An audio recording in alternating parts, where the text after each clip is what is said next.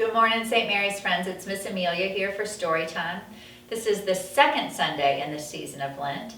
And today I want to tell you the story from the Bible today, from the Gospel of Mark.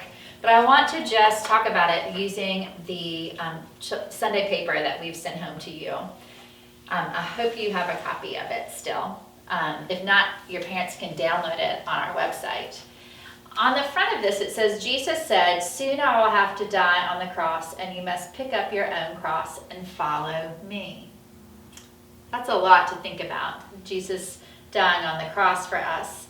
But Jesus calls us to be disciples and to follow him. And when he asks us to follow him, he explains it's not going to be easy to follow him. It will be hard. We will have to be brave and have courage. And courage is a word associated with the heart. We have to have really big hearts, brave hearts to follow Jesus.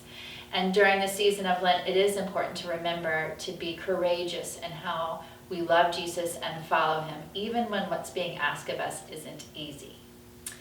So the story that we have today for story time has something to do with having courage and being afraid. Being afraid and having courage, they go together. The story is called Hannah and Sugar, and in this story, Hannah is very afraid of sugar. But she has to be courageous because sugar is going to need her help. And Hannah's going to have to figure out how to be brave to help sugar. So I hope you enjoy listening to the story, and I'll follow up with you in just a few minutes. Hannah and Sugar, Words and Pictures by Kate Berube, published by Abrams Books.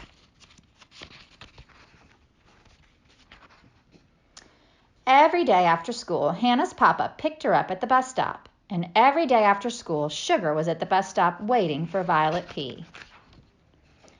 Every day after school, Mrs. P asked Hannah if she wanted to pet Sugar, and every day after school, Hannah said, "No, thank you." Every day after school, Hannah's papa picked her up at the bus stop. And every day, Sugar was at the bus stop waiting for Violet P. Every day after school, Mrs. P asked Hannah if she wanted to pet Sugar. And every single day, Hannah said, "No, thank you." But one day, something was different. "Sugar is missing," said Violet P. "She's been gone all night and all day. No one can find her."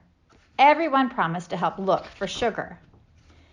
Everyone searched high and low and high, and here and there, and everywhere else too. But soon it was time to go home for dinner, and there was still no sign of Sugar. After dinner, Hannah watched the stars come out.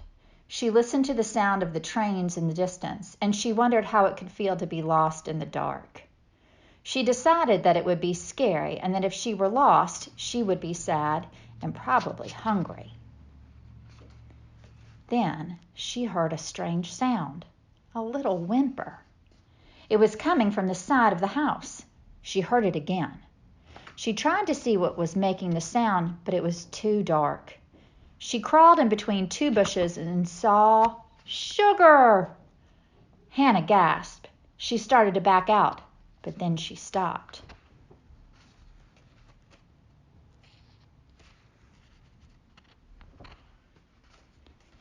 Hannah closed her eyes and took a deep breath. Then she gently reached out her trembling hand. Sugar sniffed Hannah's hand and rubbed her face along it. Hannah's papa was very proud of her, and Violet P. and Mr. and Mrs. P. were so happy to see Sugar.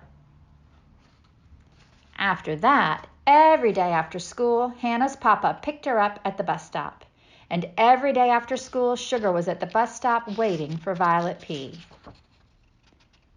And for Hannah, too.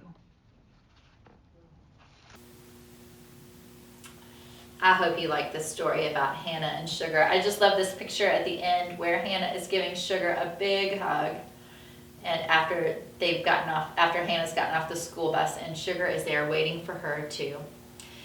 Hannah had to be pretty brave. She had to conquer some fears to help Sugar when Sugar was lost, and she was the one who found her. Now, there are lots and lots of times in our life where we are called on to be brave. And it's not easy at all when we're called on to be brave, when we're called to do something that's hard to do. And I think that's what Jesus wanted us to remember when he was talking to us in the gospel today, that we'll be asked to do some hard things, but to follow Jesus and to show our love for Jesus, to do the hard things is all worth it. It's all worth it. So when you are going about your week this week, I want you to think about that God's love is so big, Jesus' love is so big, we can have courage and do the hard things. We can do it. Now, I miss you so much. I really do. And I know that it's getting long that we haven't been able to be together, but please know that even when we don't see you every Sunday, we think about you all the time, and we love you so much, and we are looking forward to the day that we can be together again. Have a good week, friends.